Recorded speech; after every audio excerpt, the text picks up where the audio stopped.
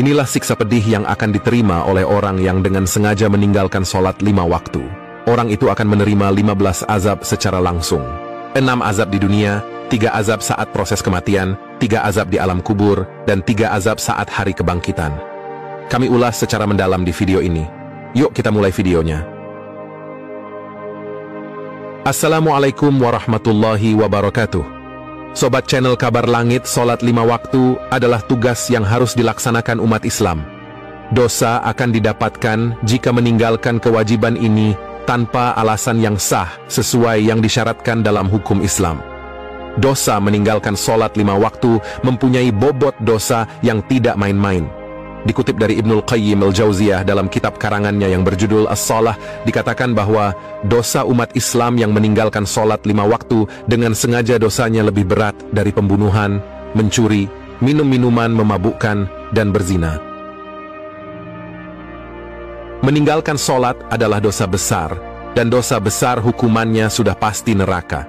Secara khusus Allah marah dan melaknat orang yang meninggalkan sholat dalam surah Al-Ma'un. Bahkan Anas dan Ibnu Majah meriwayatkan bahwa siapa saja yang meninggalkan sholat dengan sengaja, maka orang tersebut akan menjadi kafir. Jika sampai kematiannya dia masih tetap sebagai orang yang meninggalkan sholat, berarti akan hidup kekal di neraka.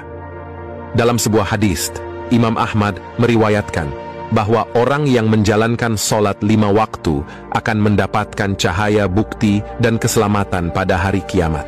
Namun bagi yang tidak menjalankannya, mereka tidak akan mendapatkan cahaya itu dan mendapatkan pertanggungjawaban yang berat.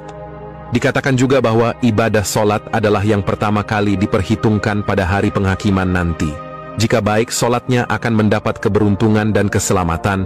Jika rusak, sholatnya akan merugi dan mendapatkan keburukan. Sholat 5 waktu hanya boleh ditinggalkan oleh 4 golongan. 4 golongan yang diizinkan Allah meninggalkan sholat wajib tersebut adalah wanita menstruasi atau nifas, orang gila, anak yang belum mencapai usia balig, dan orang yang tidak memeluk agama Islam. Bahkan orang yang sedang sakit pun tetap diwajibkan melaksanakan sholat 5 waktu. Kalaupun kita kelupaan melaksanakan sholat, Rasulullah mengatakan harus melaksanakan sholat tersebut saat ingat. Inilah pentingnya sholat bagi umat Islam. Bahkan pada bagian yang berkaitan dengan orang yang diizinkan meninggalkan sholat, jika Anda bukanlah wanita menstruasi atau nifas, bukan anak kecil belum baligh, dan bukan orang gila, tapi meninggalkan sholat dengan sengaja, berarti Anda bukan umat Islam. Berarti Anda bukan golongan umat Nabi Muhammad Shallallahu Alaihi Wasallam di akhirat nanti. Keutamaan ibadah sholat dibandingkan dengan ibadah lainnya adalah terletak pada derajat perintahnya. Perintah sholat diberikan secara langsung oleh Allah kepada Nabi Muhammad. Kewajiban sholat harus dipenuhi oleh umat Nabi Muhammad dalam segala kondisi.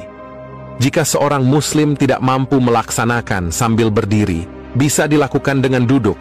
Jika tidak mampu dilakukan sambil duduk, bisa dilakukan sambil berbaring.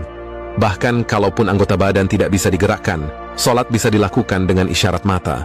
Sholat adalah ibadah yang wajib dilaksanakan sampai ajal menjemput bagi umat Islam.